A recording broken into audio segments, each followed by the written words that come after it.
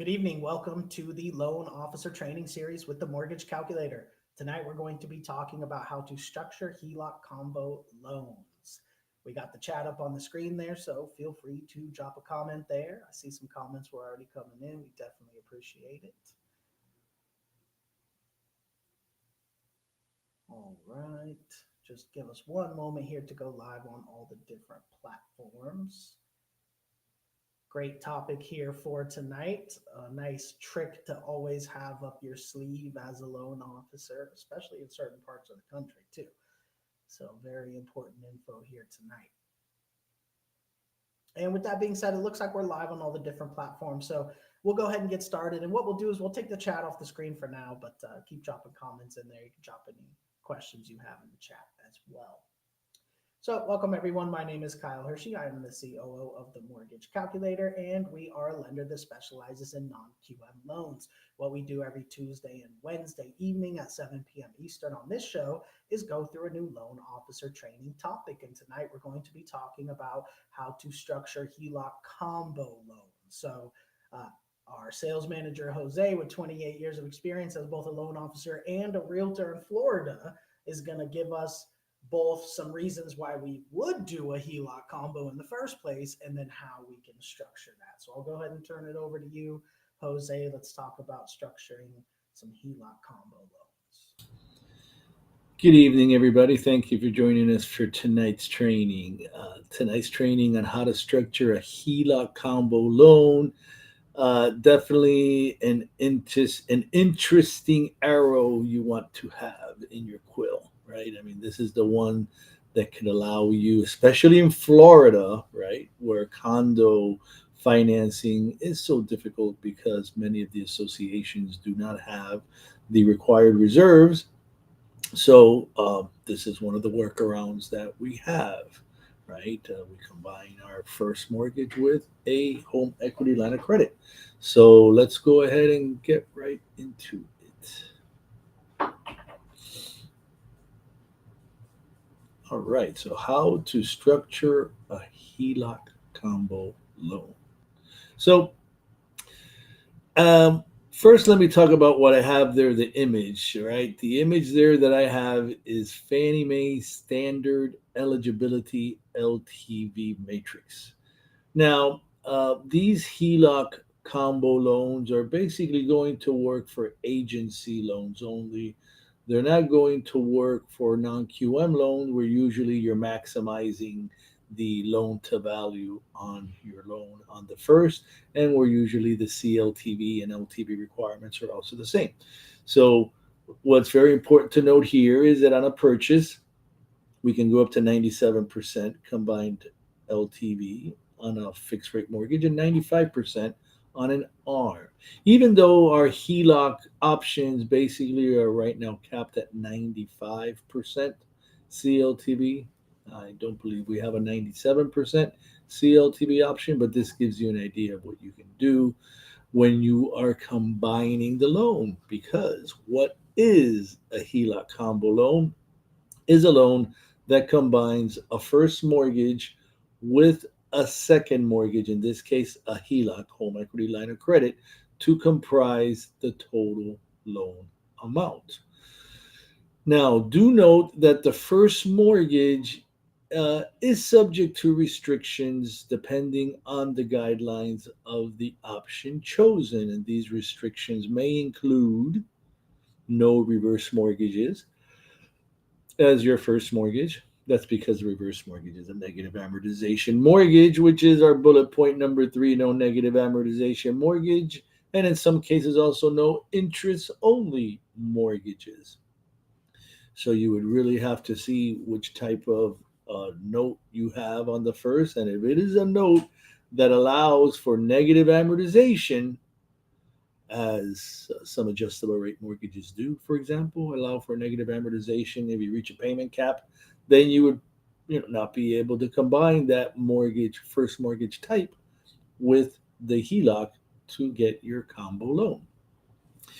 And so that's the first mortgage component of the HELOC combo loan. And what is the HELOC combo? Well, I already mentioned a HELOC is a home equity line of credit, which is an open-ended loan, and usually a variable rate product where you pay interest only on the balance owed. So you can pay it down, charge it back up, pay it down, charge it back up during the draw period. Now, it's very important to note that during the draw period, HELOCs, that is when you can A, draw money from the HELOC, and B, that is when you also are in the interest only portion of the loan. During, let's say, if this HELOC has a 10-year draw period, that means you can draw from the HELOC for those first 10 years. And during those first 10 years, it is you're only required to pay back interest only. You can always pay back fully amortizing, but you're only required to pay back interest only. But beware, because then on year 11, that HELOC becomes a fully amortizing 20-year loan, assuming you had a 30-year term on the HELOC when you started. So then, after the end of the draw period, whatever that may be, the HELOC becomes a fully amortizing. In this case, if we had a 10-year draw period, it's a fully amortizing 20-year loan. If you had a 3-year draw period only, then it becomes a 27-year fully amortizing loan after the end of the draw period. So, very important to understand how the HELOCs work. Now, the HELOC combo loan can be used for a purchase or for a limited cash out refi, where the first mortgage will be structured as a limited cash out refi, so you don't get the loan level price adjustment for a cash out refi.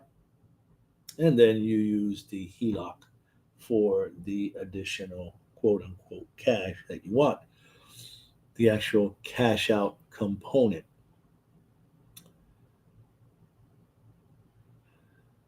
So the first structure here would be the HELOC combo purchase, right? So the benefits of this structure is, first and foremost, right? You have a combined LTV. That is what CLTV stands for. You have a combined LTV up to 95% LTV with no private mortgage insurance, no PMI. You can buy with a HELOC combo purchase, for example, you can buy a property that you would normally have to buy with a jumbo loan, right? Or a quote unquote jumbo loan property. You can buy it with conventional rates on the first, only 5% down, and no mortgage insurance. And how is that possible? Well, again, you go up to the Fannie or Freddie Mac agency limit for that area. So I'm in South Florida, for example. I think it's 726,200 down here still, something like that. So let's say on this, let's use $1 million property. I could do a $725,000 first mortgage.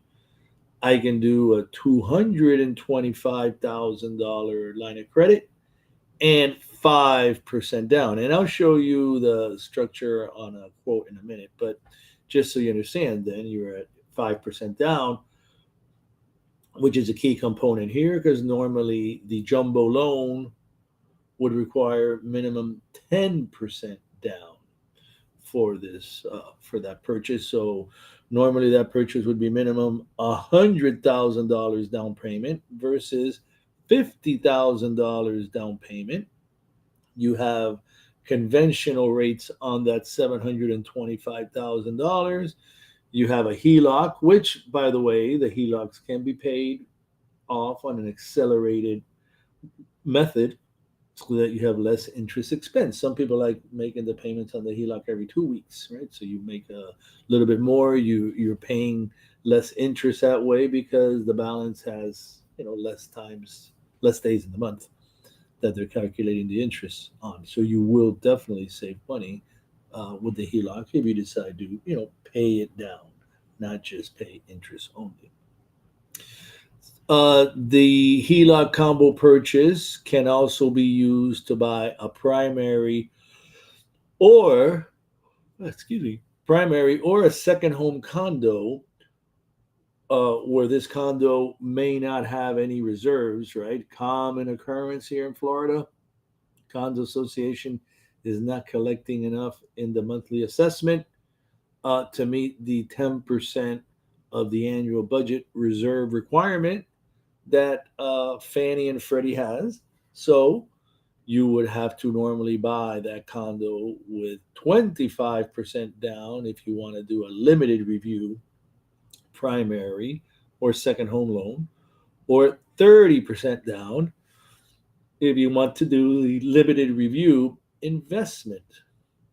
So that's again another way, is use of this HELOC combo purchase then is 10% down limited review condo purchase for Florida, by the way, because the rest of the United States is 10% down limited review all the time. Florida, due to issues in the past, we get treated a little bit differently down here. So that's why this HELOC combo for limited review with only 10% down is only applicable, really is a big benefit only for Florida. The added benefit here, though, with this product when you're doing the HELOC combo, of course, is no mortgage insurance either, because your primary LTV is 75%. The LTV on the first loan, should I say, 75%. Now, a very important feature, I would say, an intertwining thread here to the HELOC combo, whether it's a purchase or whether it's a refi, is the ability. Now, you got to wrap your head around this one, but I'm sure that we have people in the audience that have had this scenario come up. You need to pay off a balance. You need to pay something down to qualify. Maybe it's a car, or has more than the 10 payments left, and it's a big payment, $600, $700, $800, $900 a month. Borrower doesn't have the money to make any extra money to make any extra payments to bring that balance down, or it could be a credit card or some other account that needs to be paid off or paid down to allow the borrower to qualify. Well, with the HELOC combo loan, you can use the HELOC to pay down some balances, right? So assuming you were going to do a 90%, well, get a little bit extra HELOC and get that HELOC to pay down the balance. And yes, you do have to qualify for the HELOC as well, but normally the amount paid per $1,000 on a HELOC is less than the amount paid per thousand. On this loan that you were trying to pay off. I've had it where they paid a car off, and it was, like I said, $600, $700, $800 a month payment. Now the borrower qualifies because when we combine the HELOC and the first loan, and we don't have that car anymore, they qualify. So you can use the HELOCs, whether it's a purchase or a refi, to pay off or pay down liabilities to be able to qualify. So that's a really big benefit here. So HELOC combo refinances, right? We mentioned that. Now, what are the benefits here to our HELOC combo refinance? Well, this allows a borrower to maximize the CLTV on the transaction, and that's a typo. Should be up to 95% CLTV, not 97% CLTV, because we don't have any 97% CLTV options on the HELOC combo. But by keeping the CLTV at 95%, but the rate and term LTV at 80%, right? So you take the rate and term, assuming that's where you were, or let's say you're a customer that normally would not be able. Here's where really this option shines. You have a borrower who owes too much on the property to be able to refinance, but they really want to refinance. They really want to get a rate and term. They have a really high rate on their loan, but let's say they're at 88% LTV, right? but they want to take advantage of the 80% LTV rate and term loan um, interest rate, right? But you got your 8% over the limit for the rate and term. Well, that's fine. Get the 80% for the rate and term portion, right, of the loan that you can get as much on that. So now you're at 80. You're maxing that at 80%, and then you get the extra 8% from the HELOC. Close on the overall loan, and then the customer gets on an accelerated payment plan to pay that 8% portion of the loan that was the HELOC, and then they have their rate and term on the first at an 80%. So they were able to complete a transaction that normally you would not be able to complete because, um, or the maximum on the cash out is 80, right? So in this case, you kept the rate and term to 80.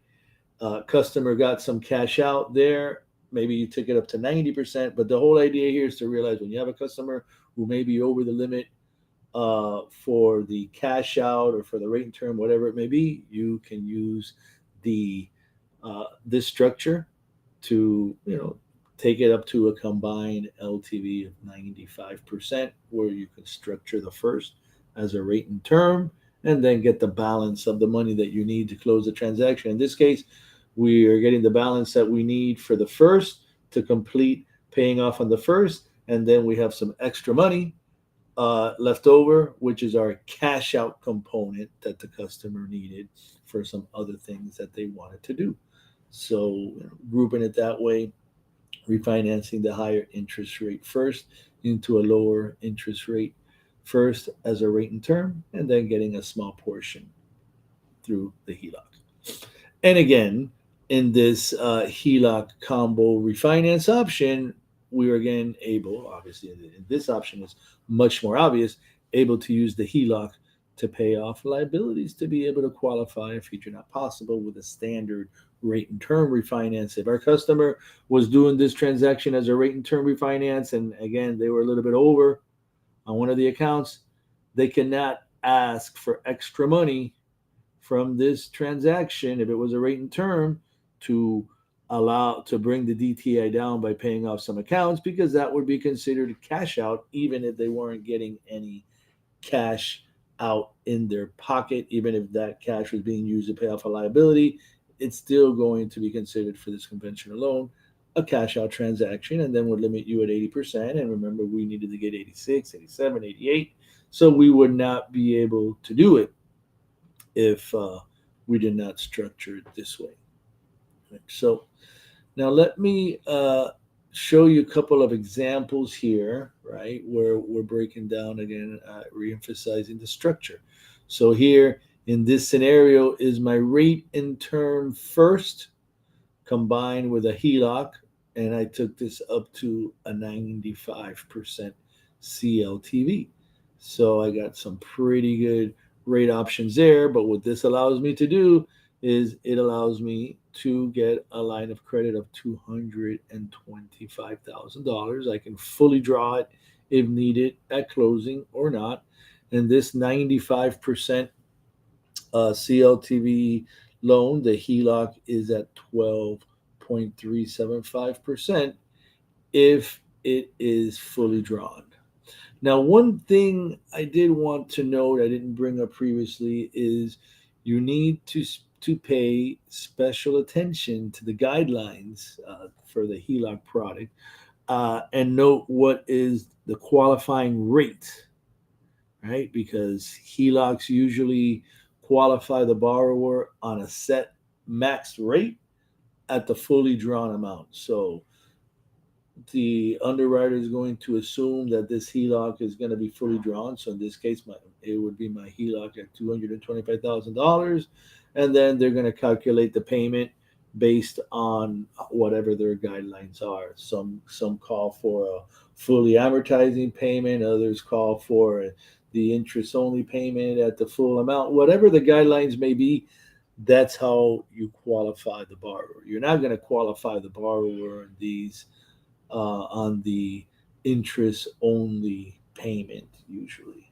right? and at the lower amount. Usually they're going to add to whatever the current rate is to calculate the payment. So don't miscalculate your payment, and then all of a sudden when it gets to underwriting, get hit with a counter offer for a much lower loan amount because you didn't look at the guidelines. So this is our example for the rate and term first combined with a HELOC up to 95% CLTV. Then another example I like to show here is our jumbo killer HELOC combo up to a 95% CLTV purchase. Now, this is a really cool one because this is the one, like I mentioned previously, where you can purchase a home with only 5% down. That is normally going to require a jumbo loan, which has typically a higher interest rate than a conforming loan, and is also going to require at least 10% down payment. So the first mortgage limit would be up to the conforming loan limit for the area. So in this example that I have here, I'm using South Florida, and the again conforming loan limit for South Florida last time I checked was 726,200. So I ran this example here on a $725,000 loan, and then which was approximately 72.5% of my LTV. I'm at $1 million purchase price. So I got my LTV on the first at 72.5%.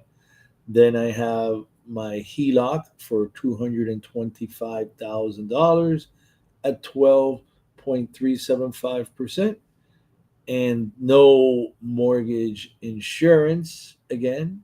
So again, big benefit here, 5% down, and I get Fannie Mae rates on the first, Fannie Mae guidelines on the first, and the big point here to consider, besides the no mortgage insurance, only 5% down payment. Now, typically, this option is going to be for a borrower that's a little bit more sophisticated, that is going to understand that they don't want to be paying interest only for 10 years, that this is a financial management planning tool that allows you to quickly reduce your interest expense if you embark on an accelerated repayment plan, right? This is not for your retiree on a fixed income that is going to be paying only interest only for the first 10 years, and then on year 11 get hit with, hey, now you have a fully amortizing 20-year loan with a much higher payment, right? That's really not who any of these HELOC combo option loans are for. So when you are consulting the borrowers, make sure they understand what the benefits are and what the potential pitfalls are so that they can make an educated decision. Because like I mentioned in the last point there, HELOCs permit accelerated repayment to quickly reduce the interest expense, thus offsetting any of the interest rate shock that can come, payment shock as those rates adjust.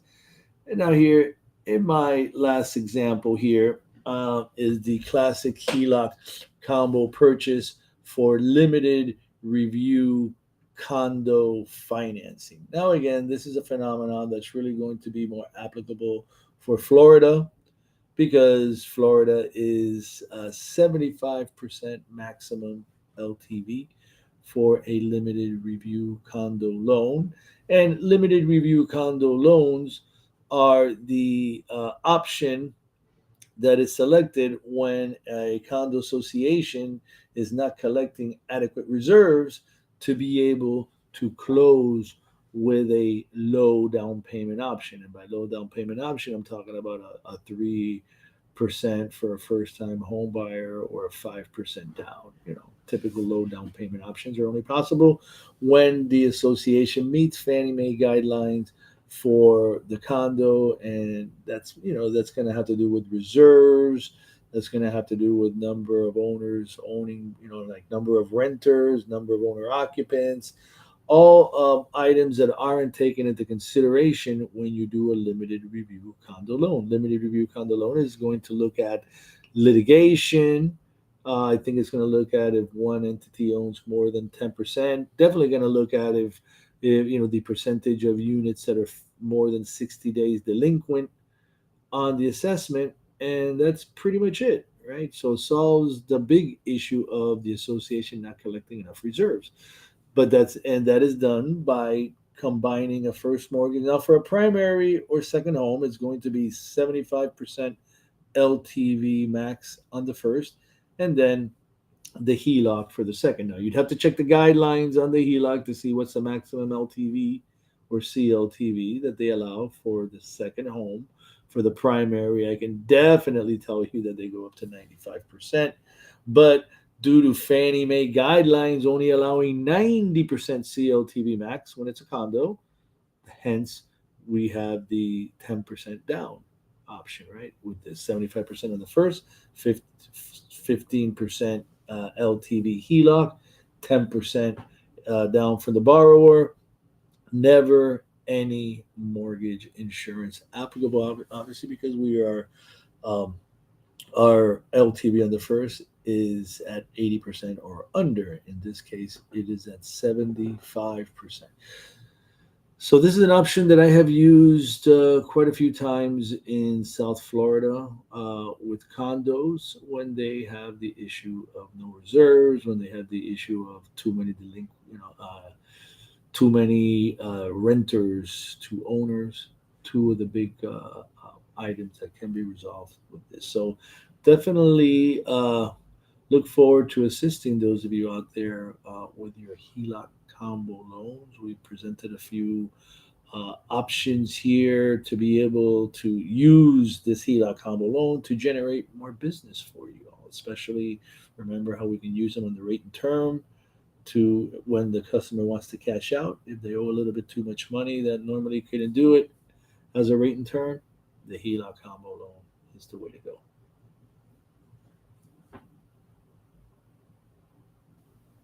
All right. I don't see any questions here. Uh, well, I guess we do have one question here. It's not necessarily, I guess, what we're talking about, but the question is, what might we suggest if free and clear to finish up renovations? So, I guess just talking about getting cash out of there. Well, with using a HELOC combo loan for renovations, I'm trying to figure, how to answer the question. But what I can definitely tell you is, if any renovations are needed and a HELOC is being contemplated as the option to assist with that, like maybe do the rate and term on the first and get the HELOC for the renovations. Be aware that the property has to be in acceptable condition. So the renovations that are being done could be upgrades to the kitchen, upgrades to the bathroom, and stuff like that, but cannot be renovations because the kitchen is not there, is destroyed, the bathroom is destroyed, or the air conditioning and electrical system is damaged or missing. It can be renovations that would cause condition related issues, not allowing the property to close with a non renovation loan. All right. I don't see any other questions, so we can go ahead and wrap it up then. I appreciate everybody tuning in. Remember, we do this at 7 p.m. Eastern Time on Tuesdays and Wednesdays, where we go through new loan officer training topics. So we will be back here next week with some new topics. Thank you, everybody, for tuning in. Thank you, Jose. We'll see you all on Tuesday, 7 p.m. Eastern, for the next episode of the Loan Officer Training Series with the Mortgage Calculator. Have a great night, everyone.